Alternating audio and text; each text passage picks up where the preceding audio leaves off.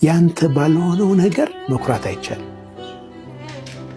በነገራችን ላይ በጣም የሚደንቀኝ ነገር የሴቶች ቁንጅና ውድድር ይገርመኛል። አሜሪካዊ የህፃናት ሞት የሚያስደስተው የሴቶች እልቂት ለሱ ደስታው የሆነ እጅግ ጨካኝ ሰው ነው። ይህ ሰው በ71 ዓመቱ በልብ ህመም ምክንያት በዛሬው ዕለት መሞቱ ተነግሯል። የተኩስ አቁም ስምምነት ተፈራርመው የማያውቁ እስከሚመስል ድረስ ሰፊ ጦርነት ነው እየተካሄደ ያለው። አሜሪካም ኢራን ውስጥ ያሉ ታርጌቶችን በአየር ጥቃት በሰፊው እየመታች ሲሆን ኢራንም በአጸፋው ሚድል ኢስት ውስጥ ያሉ የአሜሪካ ቤዞች ውስጥ ያሉ ታርጌቶችንም በጣም በሰፊው እየመታች ነው ያለችው። ለሰላሀዲን አልአዩቢ ማለት ነው። ሰው እንዴት ነው ጠላቱ በጦር ካምፕ እያረፈ ጠላቱ ታሞ በረዶና መድኃኒት የሚልከው ከጠላቱ ጋር ማለት ነው። ፎቶ ላይ እንደምታዩት እንደዚህ አይነት አሳፋሪና ቤተክርስቲያን ውስጥ መከተል የሚፈልጉ ቆሻሻ የሆኑ አገልጋዮችን ስናይ እጅግ ያሳዝናሉ፣ ያሳፍራል። ሙሐመድ የሚለው ስም በእንግሊዝ ውስጥ ለተከታታይ 3 ዓመታት ሪከርዱን ይዞ እንደቀጠለ ነው የሚገኘው። እስልምና እንዴት ተቀበልክ? በፊት እስልምናን ትጠላ ነበረ ይሉታል። እሱም እንዲህ አለ፣ ቁርአንን አነበብኩኝ። በነገራችን ላይ ቁርአን ለኔ ብቻ አይደለም ለሙስሊሞች ብቻ አይደለም የወረደው ለሁላችንም ነው፣ ለአንተም ለኔም ነበር ያላቸው። لبثتم إلا قليلا لو أنكم كنتم تعلمون አሰላሙ አለይኩም ወራህመቱላሂ ወበረካቱ። የአላህ ዝነ ቸርነት ሰላም ፍቅር ጤና በያላችሁበት ዳር በርሉ ቦላችሁም ላይ ሰኔ ዛሬም እንደተለመደው አነጋጋሪ አስተማሪ እጅግ በጣም ምርጥና አዳዲስ መረጃዎችን እየቀርብ ያለው እነዛን ቪዲዮዎችን እንመለከታለን። ለዚህ ዩቲዩብ ቻናል አዲስ ሆናችሁ ግን ሰብስክራይብ እያደረጋችሁ ቤተሰብ ሁኑ። ነባሮችና ቻናል ቆሞች ሁላችንም ቪዲዮን በላይክ እንጀምራለን። ለእስላሞች ላይክ መስጠት የለም። ቀጥታ ወደ ዛሬ ቪዲዮ። የዛሬ ቪዲዮአችን የምንመለከተው እስልምናን ይጠላ የነበረ ሰው ወደ እስልምና መጥቷል። ተመልከቱ። የእንግሊዟ ብሪታንያ ኮሎኔል እጅግ አስገራሚ ክስተትና ብዙዎችን ያነጋገረ እጅግ በጣም ደስ የሚል ታሪክ ይዤላችሁ መጥቻለሁ። በምስሉ ላይ የምትመለከቱት ሰው እስልምናን ተቀበለ። ታዲያ እስልምናን ከተቀበለ በኋላ በሀገሩ ላይ እጅግ ዝነኛ የሆነ ሰው ሲሆን ብዙዎች ለምን ተቀበልክ? እስልምና እንዴት ተቀበልክ? በፊት እስልምናን ትጠላ ነበረ ይሉታል። እሱም እንዲህ አለ፣ ቁርአንን አነበብኩኝ። በነገራችን ላይ ቁርአን ለኔ ብቻ አይደለም ለሙስሊሞች ብቻ አይደለም የወረደው ለሁላችንም ነው፣ ለአንተም ለኔም ነበር ያላቸው። በቁርአን ውስጥ ሁሉም ነገር ይገኛል። ራሴን ያገኘሁት ቁርአንን ባነበብኩበት ሰዓት ነው። የሚገርማችሁ ከ1400 ዓመት በፊት ነበረ ቁርአኑ የወረደው። ነገር ግን ለወደፊቱ የሚሆኑት ነገሮች ሁሉ በውስጡ የያዘ ሲሆን ስለ ሁላችንም ይናገራል፣ ስለ ሁላችንም ኑሮ ያቃል። ቀድሞም ቢሆን የሚፈጠሩትን ነገሮች እዛ ላይ ተጠቅሰዋል። የሚገርመው በእንግሊዟ ብሪታንያ ውስጥ ብዙ ፖሊሶች፣ ብዙ መኮንኖች ሙስሊም የሆኑ አሉ። ነገር ግን እነሱን ያማከለ ስርዓት የለም። ሰላት አሰጋገዳቸው፣ የፀጉር፣ የጺም ከነሱ ጋር የሚገናኙ ነገሮች ሁሉ እስልምና ያማከለ አይደለም። እነሱ እንደፈለጉ ማድረግ አይችሉም ነበረ። ይሄ ሰው ግን ወደ እስልምና ከመጣ በኋላ ሁሉም ነገር እንዲስተካከል ጥረት እያደረገ ሲሆን የሚገርማችሁ ግን ይሄ ጀግና ሰው ምን እንዳደረገ ታውቃላችሁ? በነዛ ድርጅቶች ውስጥ እስልምና የሚመለከቱት ነገሮች በሱ በኩል እንዲያልፉ እሱ እንዲቆጣጠርና ሁሉም ነገር እሱ እንዲያስተካክል ስልጣን ተሰጥቶታል። የሙስሊሞቹ መሪ ሆኗል። ያ ማለት ሙስሊሞቹ የሆነ ፍላጎት ሲኖራቸው፣ ጥያቄ ሲኖራቸው ወደ እሱ ነው የሚሄዱት። እሱ ደግሞ ወደ ትልቁ ወደ ሀገር ሚኒስትር ሄዶ ሁሉም ነገር ያስተካክልላቸዋል። ለሙስሊሞች እጅግ በጣም ጠቃሚ ሰው ሆኗል። አላሁ አክበር እያላችሁ ኮሜንቱን በደንብ አሸብርቁት። በደንብ ቪዲዮውን ኮፒ ሊንክ፣ ሼር፣ ሪፖስት እያደረጋችሁ አዳርሱት። ሙስሊሞች ይህን ጉድ ስሙ። ከግብጽ የወጣ እጅግ አስገራሚ መረጃ ነው። እስከ መጨረሻው ተከታተሉ። ይሄ ግብፃዊ ቄስ በታላቅ ሚዲያ ላይ በግልጽና በድፍረት አንድ እውነትን ተናግሯል። በግብጽ ውስጥ በቀን ውስጥ ከ300 እስከ 400 ሰዎች ከሌላ እምነት ወደ እስልምና ሻሃዳን ይዘው ይገባሉ ብሏል። በአመትም ከ50,000 ሰው በላይ ወደ እስልምና የሚገባ ሲሆን እጅግ በጣም ለኛ ስጋት ነው ብሏል። አላሁ አክበር። እስልምና በዓለም ላይ በፍጥነት እየተስፋፋ ካሉ እምነቶች አንደኛ ላይ እንደተቀመጠ ግልጽ ነው። ገና እንበዛለን። አላሁ አክበር እያላችሁ ኮሜንት አስቀምጡ። በደንብ ቪዲዮውን ኮፒ ሊንክ፣ ሼር፣ ፖስት እያደረጋችሁ አዳርሱት። አልሐምዱሊላህ ረብል ዓለሚን። በጣም ብዙዎች ከመጠን በላይ እስልምናን የሚጠሉ ሰዎች ወደ ኢስላም ይገባሉ። አላሁ አክበር እንበል ሁላችንም ኮሜንት ላይ። እንደምታውቁት በአሁኑ ሰዓት ላይ እስልምናን ለማጥፋት ከቁርአን ላይ ችግሮችን ለመፈለግ እንደዚሁም ደግሞ እስልምናን ለማጠልሸት እስልምና ጋር የሚነካኩ ሰዎች የመስለም እድላቸው ከፍተኛ የሆነ ያለበት ሁኔታ ነው ያለው። አልሐምዱሊላህ ረብል ዓለሚን። በጣም ብዙ ታዋቂ ሰዎችም እየሰለሙ ይገኛሉ። አሁን የምንመለከተው ነብዩ መሐመድ ሰለላሁ ዐለይሂ ወሰለም የሚለው ስም እንግዲህ ዓለም ላይ በጣም ታዋቂ ሆናል። ሁላችሁም ኮሜንት ላይ ሰለዋት አውርዱ። ሙሐመድ የሚለው ስም በእንግሊዝ ውስጥ ለተከታታይ 3 ዓመታት ሪከርዱን ይዞ እንደቀጠለ ነው የሚገኘው። ቪዲዮ ከፖስተቱ ስለቆየሁኝ በደንብ ኮፒ ሊንክ አድርጉ። እንግዲህ የነቢያችን ሙሐመድ አለይሂ ሰላቱ ወሰላም ስም በእንግሊዝ ውስጥ አዲስ ለሚወለዱ ህፃናት ተመራጭና ተወዳጁ ስም ሆኖ ለተከታታይ 3 ዓመታት ያውንም በ4% እድገት እያሳየ እንደቀጠለ ነው የሚገኘው። እንግዲህ አላህ ሱብሓነሁ ወተዓላ የነቢያችንን ሰለላሁ ዐለይሂ ወሰለም ሱናቸውን መከተል በስም ብቻ ሳይሆን ሱናቸውን መከተል መንገዳቸውንም ከሚከተሉት አላህ ያድርገን። ሰላም አለይኩም ወራህመቱላሂ ወበረካቱ። እንግሊዝ ሀገር ተመልከት። አላህ ሱብሓነሁ ወተዓላ እንግዲህ ያው ማይወደድበት ሀገር እስልምና ማይወደድበት ሙስሊሞች እንግዲህ ገዳይ ናቸው አሸባሪ ናቸው የሚባልበት ሀገር ላይ ሳይቀር የነቢዩ ሙሐመድ ሰለላሁ ዐለይሂ ወሰለም ስም እየገነነ ሙሐመድ የሚለው ስም እንግዲህ ዓለም ላይ እየተቆጣጠረ ይገኛል። በጣም በብዛት ለወንድ ልጆች ስም በመውጣት ሙሐመድን የሚያክለው የለም እየተባለ ያለበት ሁኔታ ላይ ያለው አልሐምዱሊላህ እጅግ በጣም ደስ የሚል ነገር ነው። አንዲት ህፃን ግዕዘኛ እየተናገረች ትገኛለች። አባቶቻችንና እናቶቻችንን ሊታደራችሁ ተካዘገቡ ገባዳ በነዲያን እንኳን ለወላጆች በዓል በሰላም አደረሳችሁ። ናፋቄ ጉለክሩ በአስርቱ መራህያን አነ እኔ ነህነ እኛም አንተ አንተ አንቲ አንቺ አትሙ እናንተ ለወንዶች አንተን እናንተ ለሴቶች ወዱ እሱ የሪ እርሷ ወድሆኑ እነሱ ለወንዶች ወዶን እነሱ ለሴቶች ከየተ አማድን ሙንሴፋክም እንግዲህ ሀገራችን ውስጥ ግዕዝ ቋንቋ መማር ግዴታ ሊሆን ነው የተባለበት አንድ ቦታ ላይ ተመልክቻለሁ። ወደ አማራ ክልል መሰለኝ። እንግዲህ እቺ ህፃን አይምሯ በጣም የመቀበል እድል አለው። ማሻአላህ አላህ Subhanahu Ta'ala ይጠብቃትኝ። እንግዲህ ቄሶች በተቀመጡበት ነው ግዕዘኛ ስትናገር የነበረው ማለት ነው።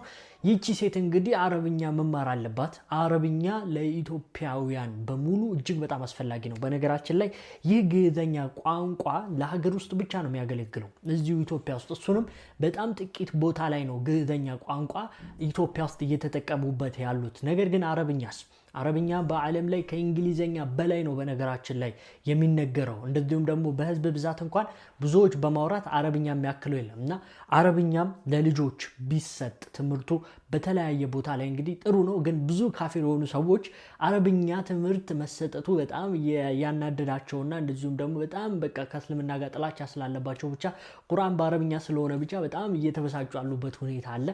ነገር ግን ህፃናቶች በደንብ አይምሯቸው ብዙ ነገር የመያዝ እድል ስላለው እንግዲህ እናቶች አባቶች አረብኛ ልጆቻችሁን በደንብ አስተምሩ።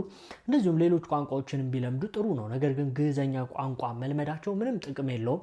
ለምን ካላችሁኝ ደግሞ በቤተክርስቲያን ገዳም ውስጥ የሚነገር ቋንቋ ብቻ ስለሆነ ማለት ነው። በህይወቴ እንደዚህ አይነት ውርደት እንደዚህ አይነት ነገር አይቻላቅም። ሰላም እንደምናላችሁ። እንግዲህ ፎቶ ላይ እንደምታዩት እንደዚህ አይነት አሳፋሪና ቤተክርስቲያን ውስጥ መከተል የሚፈልጉ ቆሻሻ የሆኑ አገልጋዮችን ስናይ እጅግ ያሳዝናሉ፣ ያሳፍራሉ።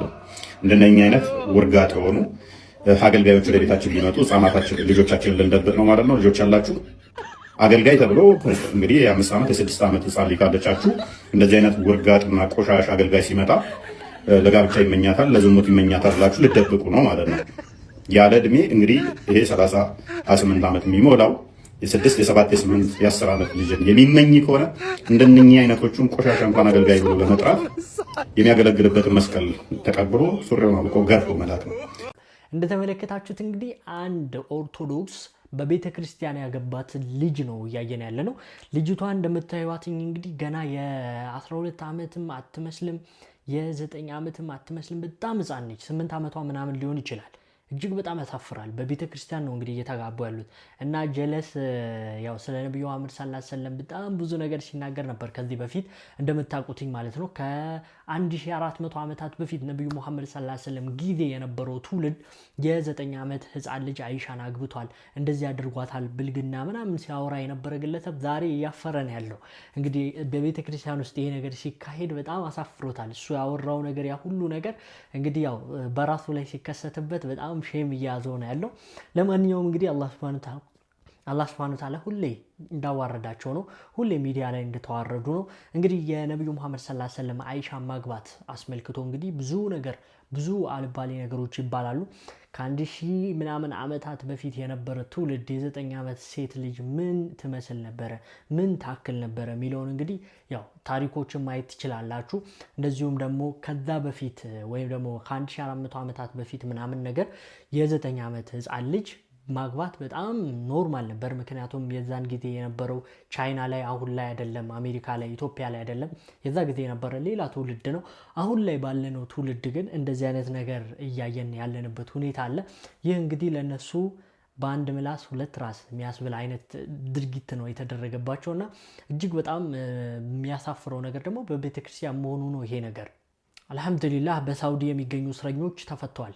በሳውዲ አስቸጋሪ ሁኔታ ላይ የነበሩ 1971 ኢትዮጵያውያን ከስር መለቀቃቸው እንዲሁም ደግሞ በምህረት ማለት ነው ሙሉ ለሙሉ መለቀቃቸው ነው በይሳት እየተነገረ የሚገኘው። የውጭ ጉዳይ ሚኒስትር እንዳወጣው መግለጫ ከሆነ እንግዲህ በአስቸጋሪ ሁኔታ በሳውዲ አረቢያ በእስር ላይ እንዲሁም ደግሞ በህግ ገዳና በተለያዩ ፍርድ ላይ የነበሩ 1900 ኢትዮጵያውያን በሳውዲ አረቢያ መንግስት ጋር በተደረገ የዲፕሎማሲያዊ ውይይት እንዲሁም ደግሞ የቆንጽላ ስራ በሳውዲ መንግስት እንዲሁም ደግሞ በሳውዲ የንጉሳዊ ምህረት ተደርጎላቸው በይሳት መለቀቃቸው ነው እየተነገረ የሚገኘው። ሚኒስትሩ እንዳወጣው መግለጫ ከሆነ እንግዲህ በተከታታይ በረራ ወደ ሀገር ይመለሳሉ ያለ ሲሆን በሳውዲ አረቢያ እንግዲህ በተለያየ ጊዜ ኢትዮጵያውያን በእስር እንዲሁም ደግሞ በተለያዩ ስቃዮችን እያሳለፉ የነበሩ ኢትዮጵያውያን በውጭ ጉዳይ ሚኒስትር እንዲሁም ደግሞ በተለያዩ የቆንጽላ ስራና የዲፕሎማሲያዊ ጥረቶች ምክንያት ከስር ተፈተው ያውቃሉ። አሁንም 1971 የሚሆኑ ኢትዮጵያውያን በተደረገ ስምምነት እንዲሁም ደግሞ በተደረገ ውይይት ምክንያት ከስር መለቀቃቸው ነው እየተነገረ የሚገኘው። እጅግ በጣም አስደሳች የሆነ ዜና ነው። ዜጎችም በተከታታይ በረራ ወደ ሀገር እንደሚመለሱ ተነግሯል። በዚህ ጉዳይ ላሳብ ካላችሁ ኮሜንት ላይ አጋሩኝ። በሌሎች መረጃዎች በድጋሚ ይመልሳለሁ። መልካም ቆይታ ይሆንላችሁ። እጅግ በጣም ደስ ብሎኛል። ሳውዲ ላይ በጣም ብዙ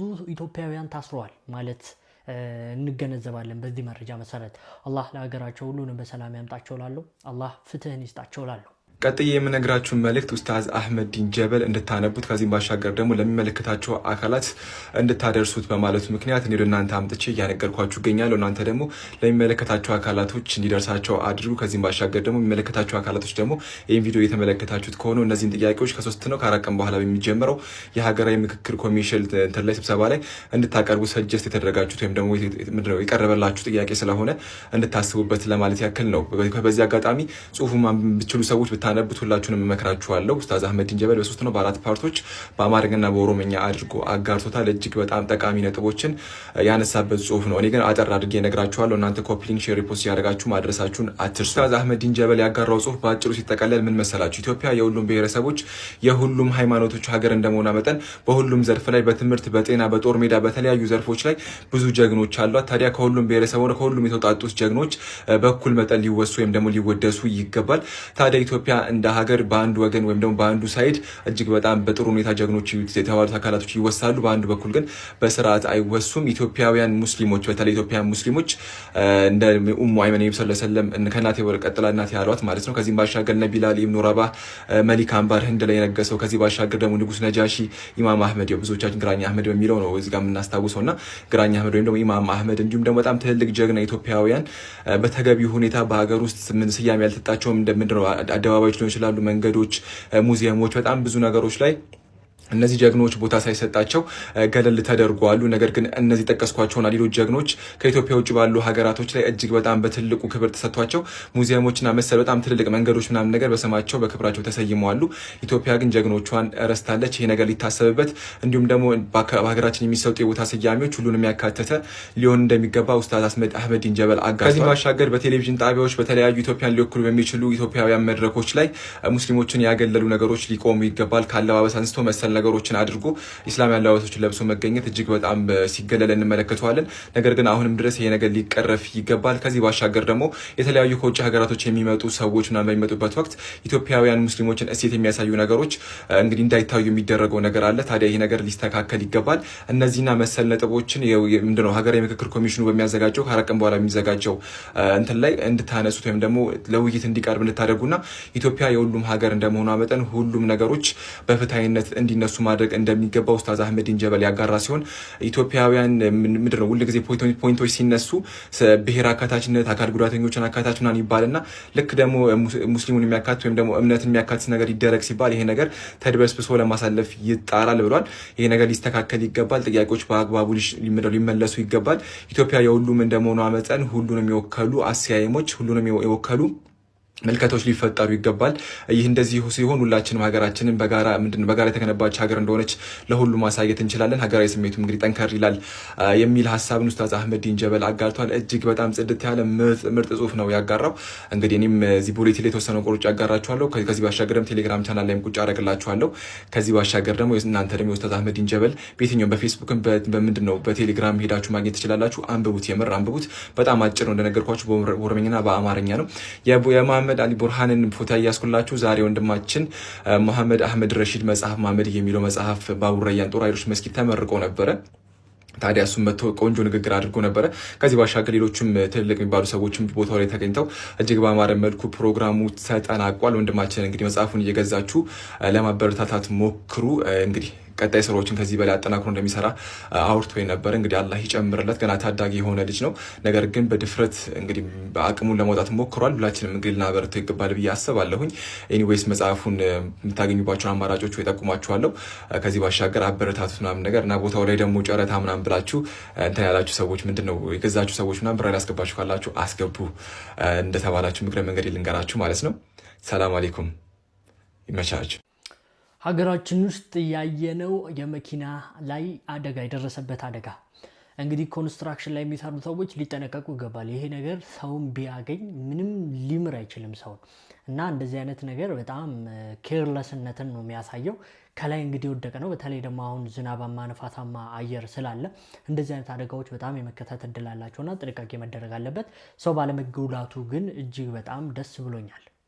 አሁን የምንመለከተው እንግዲህ የሰላሐዲን አልአዩቢን ታሪክ ነው።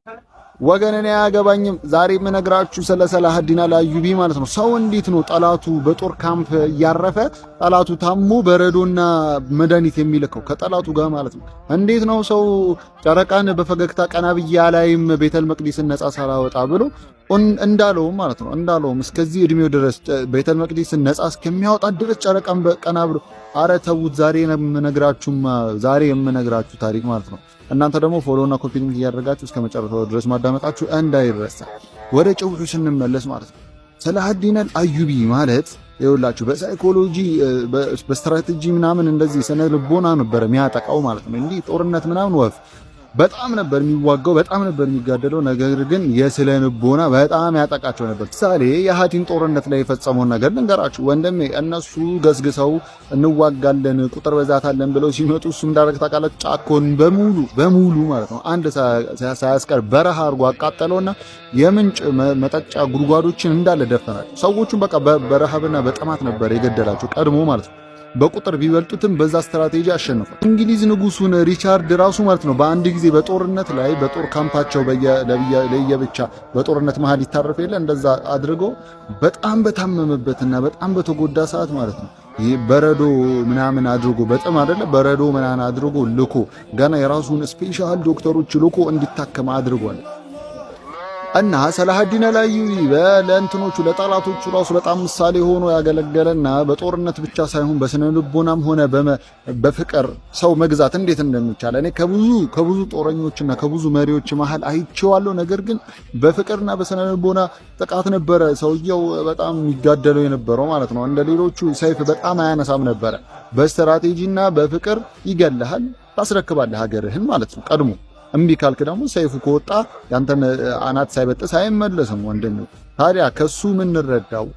ፖለቲካ ወይም ደግሞ ይሄ መሪነት የሚባለው ነገር ጀስት በኃይልና በጦርነት በዚህ በወታደር ብዛት ምናምን በጦር መሳሪያ ብዛት ምናምን ሳይሆን አንደኛ ስትራቴጂ በጣም ለውጥ እንዳለውና በጣም ዋና ሚና እንዳለው ሲቀጥል ደግሞ በቃ ጭዌው ማለት ነው። አንተ ለቃልህ እሱ ነግሬያቸዋለሁ ፍልስጤምን ወይም ኢየሩሳሌምን ነፃ ሳላወጣ እቺ ቤተል መቅዲስን ከካፊሮች እጅ ሳልነጥቅ መቼም ቢሆን ቀና ብዬ ጨረቃን አይቻል ስቅም ብሎ ገና በአፍላ እድሜው ነበር የማለው። እስኪያደርገውም ድረስ ደግሞ እንደዚህ ፍልስጤም ነጻ እስኪያወጣ ድረስ ቀና ብሎ አይቷት አያውቅም። ይህ ቪዲዮ ከተመቻችሁ እንግዲህ ለወዳጅ ዘመዶቻችሁ እንዲማሩበት ሼር እያደረጋችሁ የሰላዲን አልአዩቢ ታሪክ እንግዲህ ለሙስሊሞች እጅግ በጣም ወሳኝ ታሪክ ነው። እንግዲህ መብታቸውን ማስከበር እንደሚችሉ ትግል ማድረግ እንዳለባቸው በዲናቸው ላይ በሚጮቆኑ ማህበረሰቦች ላይ እንግዲህ የሚያሳይ እጅግ በጣም የሚገርም ተአምረኛ እንግዲህ ታሪክ ነው። እንደተጠቀምንበት ተስፋ በማድረግ ምንሰራበትም አላህ ያድርገን እያልኩኝ የተፈኩር ጊዜያችን ላይ ደርሰናል። አጂብ እንላለን። በዓለም ላይ በጣም አደገኛ የሆነ ወፍ ጥቀሱ ብትባሉ ማንን ትጠቅሳላችሁ? ንስር ወይስ ጭልፊት? መልሱ ግን እነዚህን ሁሉ የሚያስንቅ እንደ ዳይኖሰር የሚማታ በአውስትራሊያ ደኖች ውስጥ የሚገኝ የሚደንቅ እንግዳ ፍጡር አለ። እሱም ይህ ነው። አሰላሙ አለይኩም ውዶቼ፣ እንዴት ናችሁ? መልኩ ብቻ አይደለም፣ በዲኤንኤ ደረጃ ከጥንታዊዎቹ ዳይኖሰሮች ጋር በጣም የተቀራረበ ዝምድና አለው። የራስ ቁሩም ቢሆን የጥንት ወፎች መታወቂያ ነው።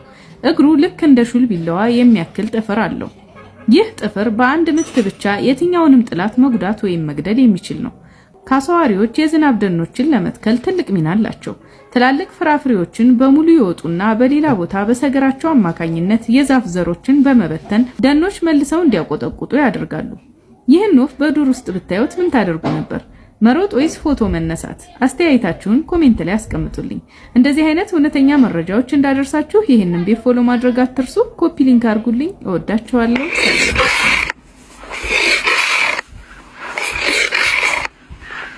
ሱብሃንአላህ እንዳላችሁበት ተስፋ አረጋለሁ። በታሪኩ አሁን የኡስታዞችን መልእክት በደንብ እንሰማለን። ያንተ ባልሆነው ነገር መኩራት አይቻልም። በነገራችን ላይ በጣም የሚደንቀኝ ነገር የሴቶች ቁንጅና ውድድር ይገርመኛል። ሰው በተፈጥሮ በተሰጠው ነገር እንዴት ይወዳደራል ይላሉ። መልክ እኮ ምንም ኮንትሪቢዩት አላደረገችም ይችላል። አመልክታ የተወለደች ምንም እና ሰው ላብራቶሪ ውስጥ በሰራው ሪሰርች ሯጭም ከሆነ እለት በእለት በለፋው በደከመው ትሬኒንግ፣ ኳስ ተጫዋችም ከሆነ እንደዛው፣ ስነ ጽሁፍ ጸሐፊም ከሆነ በቀመረው በማሰብ አቅሙ፣ በምናቡ ጥልቀት፣ በመጻፍ ችሎታው ይወዳደር ሰው።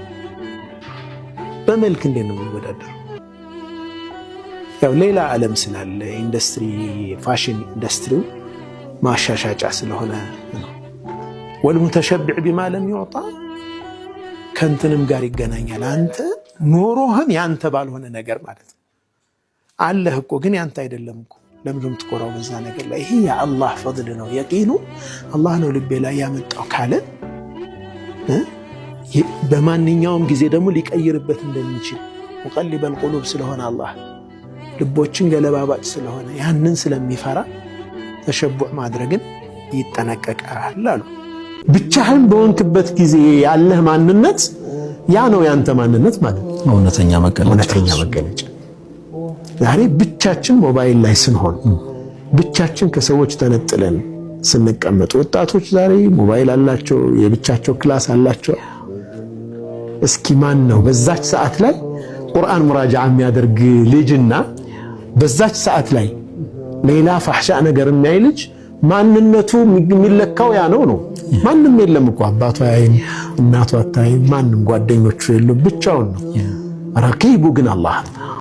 የረዝቀው አላህ ነው ተባረከ ወተዓላ። ቀጥ ብለን ከተገዛ ነው በገባለን ቃል መሰረት አንድ ዳቦ 1000 ብር ቢገባው እንኳን አላህ ያበላል ያጠጣል። ስራው ነው አያልቅበትም። ነገር ግን ሰዎች የተጨነቁ የጮሁ ያለው ለዱንያ የቀልባቸው ጉዳይ፣ የአኼራቸው ጉዳይ፣ የቀብር ጉዳይ ያን ያክል አያስጨኋቸው፣ አያሳስባቸው። ዲናቸው መንምኖ ሳስቶ ጠፍቶ ምንም አይመስላቸው ሰዎች ከኪሳቸው ገና ብር ሳይጠፋ ሊጠፋ ይችላል ሊቀንስ ይችላል ብለው 24 ሰዓት ይጮኻሉ፣ ያለቅሳሉ፣ ይፈራሉ። አቅል ያለው ልብ ያለው የአኼራ ጉዳይ የገባው ከህይወቱ በላይ ከቤተሰቡ በላይ ለልቡ ጉዳይ ያሳስበዋል። ልብ ከአላህ ጋር የምንገናኝበት ገመድ ነው፣ መንገድ ነው። ከአላህ ጋር ያለን ግንኙነት ጤናማ ከሆነ ልባችን ንጹህ ከሆነ የጠየቅነውን ይሰጠናል። አላህ ተባረከ ወተዓላ ያሳሰበን ያስጨነቀንን ነገር ዞር ያደርግልናል፣ ያስተካክልልናል። ችግሮች የመጡብን ከአላህ ጋር ያለን ግንኙነት በመበላሸቱ ምክንያት። ከአላህ ጋር ያለን ግንኙነት የመበላሸቱ ምክንያት ዋነኛው ትልቁ የልባችን መበላሸት ነው።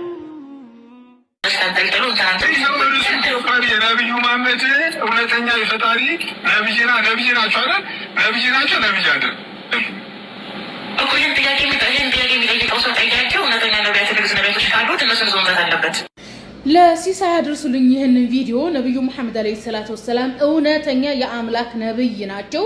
የእስራኤል አምላክ አምላካችን አላህ ሱብሃነሁ ወተዓላ ስላሴ ኢየሱስ ፈጣሪ ነው፣ ማርያም የፈጣሪ እናት ናት የሚል የቄሶችና የመነኮሳትን ሐሰተኛ አስተምሮ ይጠፋ ዘንድ እውነተኛ ነብዩን መሐመድን አለይሂ ሰላቱ ወሰላም ልኮልናል።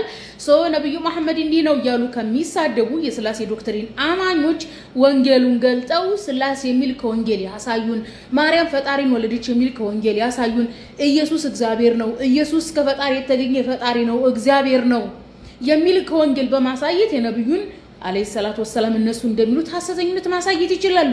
ነገር ግን አይችሉም። ምክንያቱም ነብዩ መሐመድ አለይሂ ሰላቱ ወሰላም እውነተኛ የአምላክ ነብይ ናቸው። የተላኩትም ሰዎች በስላሴ እምነት ውስጥ እንዳይጠፉ ነው። እንግዲህ ስላሴ የሚለው ኢየሱስ ፈጣሪ ነው፣ ማርያም የፈጣሪ ናት የሚል አስተምሮ በሺ የሚቆጠሩ ቄሶችና መነኮሳት ለዘመናት የተሳተፉበት ነው። እዚህ ዘመን ላይ ያለው የክርስትና በተለይም የስላሴ ዶክትሪን ዶግማ የግሪክ ፍልስፍና፣ የግሪክ ባህል ስርዓት፣ የግሪክ ነገስታት ስራዎቻቸው ተጽዕኖ ያሳደረበት ምስኪን የሆነ ሃይማኖት ነው ክርስትና። የእስራኤል አምላክ ለሰው ልጆች በማዘኑ ነብዩ መሐመድን አለይሂ ሰላቱ ወሰላምን በማስነሳት እውነተኛ ነብይ ልኮልናል። ከተላኩም በኋላ ምን አሉ? ነብዩ ኢየሱስ ሰው ነው፣ እናቱም ሰው ናት፣ ኦኬ ፈጣሪን ወለደች ናት ብሎ ከፈጣሪ ጋር በማዛመድ በነገራችን ላይ ኢየሱስን ፈጣሪ ለማድረግ 1300 በላይ ቄስና መነኩሴ ተሳትፏል። ለዛውም ከኒቃያ ጉባኤ እስከ ኬልቄዶን ጉባኤ ነው ይሄን ያልኳችሁ። ከዛ በፊት ስላሴን የጸነሱ ያረገዙ የወለዱ ሌሎች ናቸው። በሚገርመው ነገር የጸነሱት ያረገዙትና የወለዱት ራሱ በአንዳንድ ጽንሰ ሐሳብ ስላሴን ካሳደጉት ቄሶችና መነኩሴዎች ይለያያል። ስላሴን ያሳደጉ ቄሶችና መነኩሴዎች ምናልባትም ኬልቄዶን ጉባኤ ላይና ኤፌሶን ጉባኤ ላይ ተወግዘዋል። አስባችሁታል? ኒቃያ ጉባኤ ላይ ኢየሱስን ከፈጣሪ የተገኘ ፈጣሪ ነው ካሉ በኋላ መንፈስ ቅዱስን ከኢየሱስና ከአብ አያንስም፣ እሱም ሶስተኛ ፈጣሪ ነው፣ ሶስተኛ ጌታ ነው ብለው የቆስጠንጢኖስ ጉባኤ 381 ላይ ከወሰኑ በኋላ የኤፌሶን ጉባኤ ላይ እነ ቄርሎስ ብሎ ማለት ፈርዖን እየተባለ የሚነገረው የቤተ ክርስቲያን ፖፕ ነው። አደገኛ ፖፕ ነው። በነገራችን ላይ አደገኛ የሆነ ቄስ መነኩሴ ነገር ነው። ያኔ ግን ፖፕ ነው። ቄስና መነኩሴ የፖፕ በታች ነው ያኔ ስልጣናቸው ማለት ነው። እና ሙስና በመስጠት ቤተክርስቲያንን ዘርፎ ለቤዛንታይን ነገስታት ሙስና በመስጠት ነው የኤፌሶን ጉባኤን ያሸነፈው ማርያም የፈጣሪነት ያስባለው። ስለዚህ በፊት የነበሩት ማለት ነው ኒቃያ ጉባኤ ላይ ያሉትማ ሞተዋል። ቆስጠንጢኖስ ጉባኤ ላይ ያሉት በኤፌሶን ተወግዘዋል። ኤፌሶን ጉባኤ ላይ የተሳተፉት መነኮሳት ኬልቄዶን ጉባኤ ላይ ተወግዘዋል። የሞተም አለ ኤፌሶን ጉባኤ ላይ።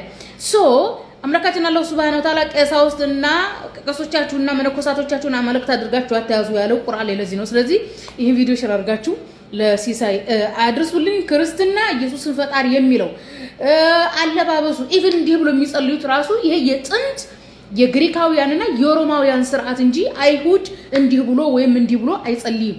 ስለዚህ ኢየሱስ አይሁዳዊ ነው።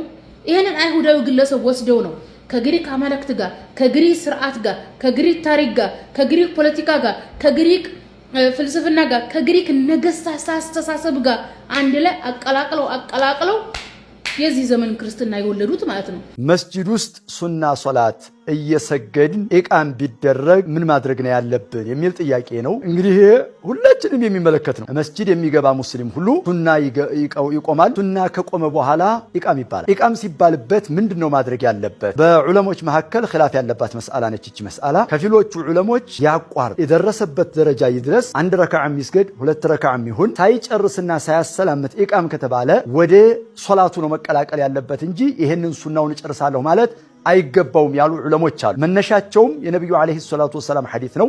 ኢዛ ኡቂመቲ ሶላህ ፈላ ሶላተ ኢላ አልመክቱባ፣ ኢቃም በተባለ ጊዜ ሶላት የለም ኢቃም የተባለላትና ወይም ፈርዱ ሶላት ካልሆነ በስተቀር ኢላ አልመክቱበተ፣ በሌላ ሪዋያ ኢላ ለቲ ኡቂመ ለሃ፣ ለሷ ኢቃም የተባለላት ሲቀር የሚለውን ይከተላሉ። ከፊሎቹ ዑለሞች አብዛኞቹ ጅምሁሩ አህሊል ዒልም የመጀመሪያው ረካዓ ላይ ከሆነ አቋርጦ ይውጣና ኢቃም ለተባለለት ሶላት ለፈርዱ ይቀላቀል፣ ሱናውን ያቋርጠው ይቁረጠው። ሁለተኛው ረካዓ ላይ ከሆነ ግን ፈጠን አድርጎ አንድ ረካዓ ይጨምርና አሰላምቶ ይቀላቀል የሚለውን ይከተላሉ። ጅምሁሩ አህሊል ዒልም ይሄን ነው የሚሉት። እኔም የሚመስለኝ ይሄ ነውና ይህን ብንከተል ጥሩ ነው። ግን አብዛኞቻችን ቀድመን ገብተን ሱናችንን አጠናቀን ፈርዱ ሶላት መጠበቅ ይኖርብናል። ቀድመን መግባት ግን አንዳንድ ጊዜ ሐጃዎች ያጋጥሙና እናረፍዳለን። የዛን ጊዜ ይህን መርህና መንገድ ልንከተል ይገባል። የጅምሁሮቹ አህለል ዒልም ራጅህ ነው ማለት ነው። ያ ማለት በፍርሃት፣ በስጋት፣ በድህነት፣ በበሽታ፣ በጦርነት፣ በመሬት መንቀጥቀጥ የተሞላች ምድር ናት። በአንድ በኩል አስደሳች ዜና ስትሰማ፣ በሌላ በኩል የሚያስደነግጥ የሚያሳዝን ዜና ትሰማለህ። አንድ ልጅ ሲወለድ ስትደሰት፣ በሌላ በኩል ሌላ ወዳጅ ታጣለህ። በአንድ በኩል ስትሰፋት፣ በሌላ በኩል ትቀደዳለች። ጠዋት ደስተኛ ነህ፣ ከሰዓት ሌላ አይነት ስሜት ይሰማሃል። ቺ ናት ዱንያ። ምንም ጠርታ በደስታ ተሞልታ አታውቅም። አላህ ሐቂቃዋን ነግሮናል። ከስሟ ጭምር ዱንያ ማለት ዝቅተኛዋ፣ ወራዳዋ፣ ቅርቢቷ ማለት ነው። ነገ ምጠፋ ማለት ነው። ለዚህች ዱንያ ብለን እርስ በርስ ልንገዳደል፣ ልንበዳደል፣ ልንጨካከን፣ ለዚህች ዱንያ ብለን ሶላት ልናርፍ፣ ዘካ ልንከለክል፣ ሐጅን ልናዘገይ፣ ጎረቤትን ልንበድል፣ የቲም ሐቅ ልንበላ፣ ልንጠላላ፣ ልንገፋፋ አይገባም። አላህ በዳዋቸው የምንጠቀም አላህ አድርገን ምንሰራበትም አላህ አድርገን እያልኩ ወደ ውጭ መረጃዎች ወስዳችኋለሁ። ምን አዳዲስ ነገሮች አሉ? ሙስሊሙ የለንደን ከንቲባ ምን እየጎበኘ ነው? ከሰሞኑ አነጋጋሪ ሁኔታ ነው። ይህ ማለት ነው በሙስሊሞች ታሪክ በጣም ጭፍጨፋ የደረሰባቸው በታሪክ ነው። የቦስኒያ ሙስሊሞች ጭፍጨፋ እንግዲህ 31ኛ ዓመት ሆኖታል። ያንንም እየዘከሩ ይገኛል። የለንደን ከንቲባው እንግዲህ ይህም የኔ ታሪክ ነው በማለት እየጎበኘ ይገኛል። እዚህ ጋር የምትመለከቱት እንግዲህ የዛሬ 31 ዓመት 1995 ማለት ነው የሰርቢያን ኦርቶዶክሶች የቦስኒያ ሙስሊሞችን በግፍ የጨፈጨፉበት ነው። ይህም ደግሞ ናዚ በአይሁዶች ላይ ካደረገው ጭፍጨፋ ቀጥሎ ይህኛው ነው ይባላል። 8000 ሰዎች በአንድ መቃብር ጅምላ መቃብር እንግዲህ የተቀበሩበት በጣም ዘግናኝ ጭፍጨፋ ነው። ሁሉም ሙስሊሞች ናቸው። አንድ እስኪ የጭካኔያቸውን ሁኔታ ላስረዳችሁ። እነዚህ የሰርቢያን ወታደሮች ማለት ነው በእነዚህ ቦስኒያን ሙስሊሞች ላይ ያደረጉት ተግባር ምን መሰላችሁ? ወንድና ሴቶችን ለዩዋቸው። ሙስሊሞችን ወንዶችን ማለት ነው እየገደሉ እያረዱ ማለት ነው እንዲቀበሩ አደረጉ። ሴቶቹን ግን ማለት ነው ዝም ብሎ መግደል አላስደሰታቸውም። እያንዳንዱን ማለት ነው እንግዲህ እየደፈሩ ነበረ። አንድ የአይን ማይ ማለት ነው ለዓለም አቀፉ ፍርድ ቤት ሲናገር ማለት ነው ወንጀለኞች ፍርድ ቤት ሲናገር አንዲትን የ9 ዓመት ልጅ እናቷ ፊት እየደፈሩ እናቷ ስትለመናቸው ይታያል። መጨረሻ ላይም በኋላ ላይ ሁለቱንም እንደገደሏት ሁላ ይናገራል ማለት ነው።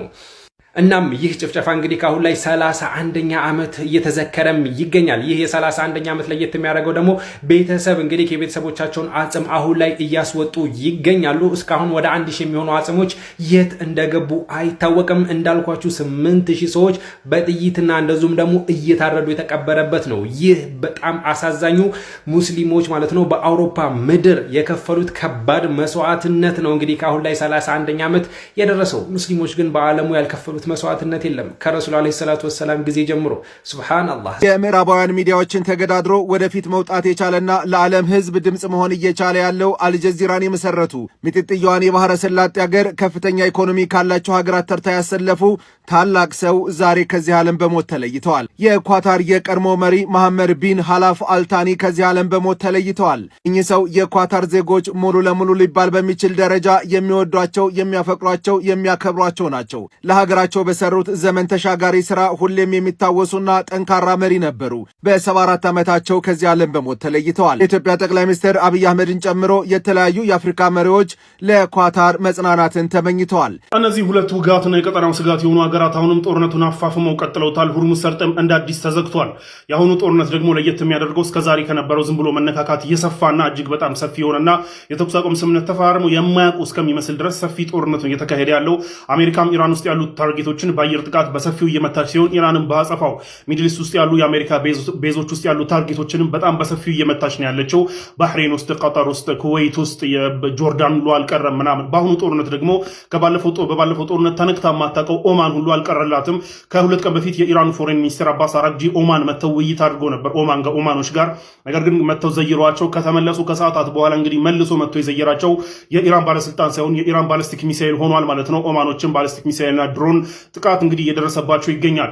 የዚህ ዙር ጦርነት መነሻው በሁርሙዝ ሰርጥ በኩል የሚያልፉ መርከቦች በእኛ ኮኦርዲኔሽን እና እኛ ባስቀመጥነው መንገድ ማለፍ አለባቸው ሲሉ ኢራኖች፣ አሜሪካ ደግሞ ከኦማን ጋር ሆና ኦማኒ ኮሪደር ኦር የኦማን ኮሪደር የሚባል ሌላ ኮሪደር መመስረቷን ተከትሎ ኦማንም ተነካክተሻል በሚል እንግዲህ ባሊስቲክ ሚሳኤልና ድሮን እየዘነበባት ይገኛል። የኢራን አምባሳደር ጠርታ ፎርማሊ ፕሮቴስቷን ብታስገባም ያው አልቀረላትም ማለት ነው።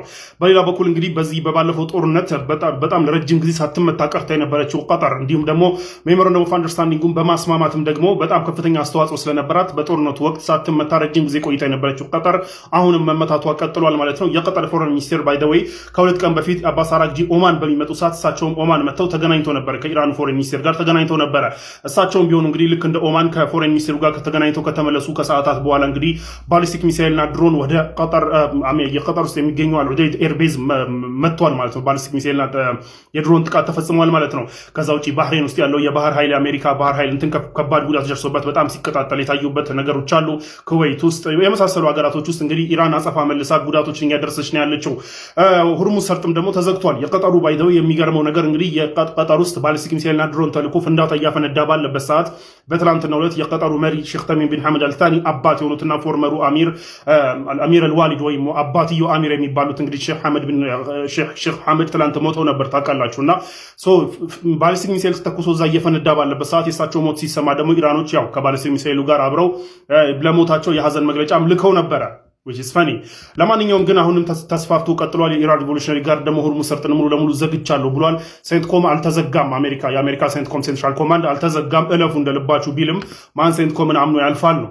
ስለዚህ ያው ተዘግቷል ማለት ነው ሁርሙዝ ሰርጥ። በእንቅርት ላይ ጆሮ ደግፍ እንዲሉ የመን፣ ሳውዲና ኢራንን ያካተተ ሌላ የጦር ግንባር ሚድል ኢስት ላይ ሳይከፈት አልቀረም። ይህም የሆነው እንግዲህ ከሰዓታት በፊት እዚህ ጋር ከጀርባዬ በምታዩት መልኩ ሁቲዮች የሚጠቀሙበትን የሰና ኤርፖርት ላይ ጥቃት መድረሱን ነው። ሁቲዮች ይህን ጥቃት ያደረሰችው ሳውዲ ነች ብለው ሳውዲን አኪውዝ ቢያደርጉም የየመን ኢንተርናሽናል የሚታወቀው ህጋዊ መንግስት ግን እኔ ነኝ የወሰድኩት እርምጃውን ብሏል። ችግሩ የሚነሳው የአያቶላ አሊ ኾሜኒ የቀብር ስነስርዓት ላይ ነው። የኢራን ፕሌን እንግዲህ የሁቲዮች መጠቀሚያ የሆነው ሰና ኤርፖርት መጥቶ የሁቲዮችን ዴሊጌሽን ወደ ቀብር ይዞ ለመምጣት ለመመለስ ሲያስብ ባለፉት ቀናት ሲያስብ እንግዲህ የሳውዲ አየር ኃይል ኢንተርቪን ለማድረግ ሞክሮ እንደነበረ ታውቃላችሁ። ይህንን ተከትሎ ሁቲዮች ሳውዲን እንመታለን ብለው ዝተው ነበር ከቀናት በፊት። እነዛ ዴሌጌሽኖች ግን ይሁንና መጥተው አርፎ እንግዲህ የኢራን ፕሌን መጥቶ ካረፈ በኋላ የሁቲን ዴሌጌሽን ይዞ ሂዷል ወደ ለቅሶ። እነዛ ዴሌጌሽኖች ሲመለሱ ነው አሁን ጸብ ደግሞ እንደ አዲስ ጸብ የተነሳው። እነዛ ዴሌጌሽኖች አሁንም የየመንን ፕሌን ተጠቅመው ይምጡ ተብሎ ከየመን ሪጂናል ከየመን ሌጂትሜት መንግስት ወር ኢንተርናሽናል የሚታወቀው ህጋዊ መንግስት የየመንን ፕሌን ተጠቅመው ይምጡ የኢራን ከመጣ አልቀበልም ሲል እንደነበረ ይታወቃል። ነገር ግን ሁቲዮች እንግዲህ ያንን እምቢ ብለው የሁቲ ዴሌጌሽን አሁንም በኢራን አውሮፕላን መምጣቱን ተከትሎ የየመንን አየር ክልል የኢራን አውሮፕላን ጣሰ በሚል እንዳያርፍ እንግዲህ ሊያርፍበት አስቦ የነበረውን የሰና ኤርፖርት የአውሮፕላን መነሻና ማረፊያ ላይ ጥቃት ፈጽሟል ማለት ነው። ሁቲዮች በዚህ በጣም በከፍተኛ ቁጣ እንግዲህ አጸፋ እንመልሳለን፣ ሳውዲም ላይ ሆነ የህጋዊ መንግስቱ የየመን ህጋዊ መንግስት ላይ አጸፋ እንመልሳለን ብሎ እየዛቱ ነው። የየመን ህጋዊ መንግስት ደግሞ ኢራንም ላይ ሆነ ሁቲዮች ላይ ከዚህ በኋላ እንዲህ አይነት ነገር የሚደገም ከሆነ አልታገስም፣ እስካሁን የታገስኩትን የአየር ክልልን የየመንን ሌጂትሜት የሆነ የአየር ክልል መጣስ አልታገስም ብሏል። የየመኑ ሌጂትሜት መንግስት ወር ኢንተርናሽናል የሚታወቀው መንግስት ሰብሳቢ ከደቂቃዎች በፊት ኢመርጀንሲ ሚቲንግ ጠርተው ከዚህ በኋላ እንታገስም፣ ማንም የኢራን መርከብ አየር ክልላችንን ጥሶ ቢመጣ ተገቢውን ሁሉ እርምጃ እንወስዳለን ብሎ ዝቷል።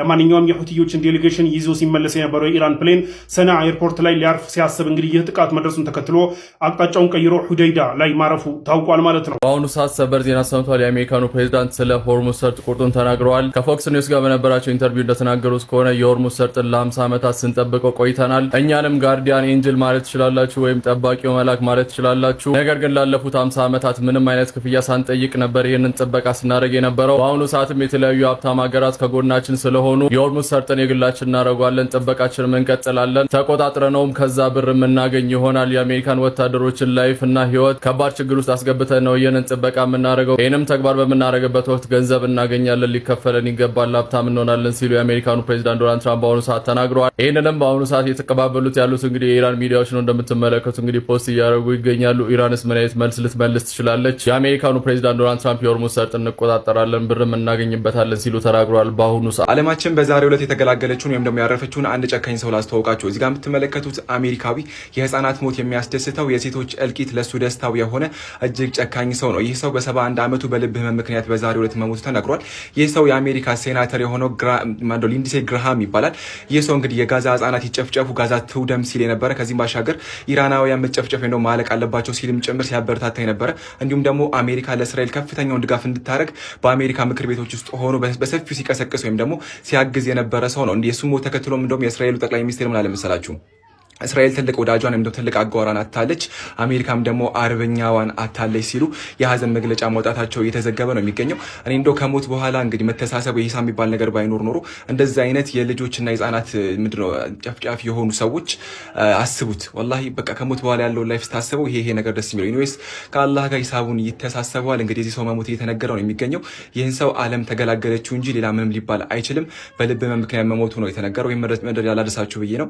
እንግዲህ እንዳያችሁት ነው የዛሬ ቪዲዮ ይሄን ይመስል ነበር። ቪዲዮ ላይክ ይደረግ። ላይክ ካለማድረጋችሁ የተነሳ ቪዲዮአችን በጣም እየሞተ ነው ያለበት ሁኔታ አለ። በደንብ ላይክ አድርጉ። አላህ በጀነት ያገናኘው። ሰላም አለይኩም ወራህመቱላሂ ወበረካቱ።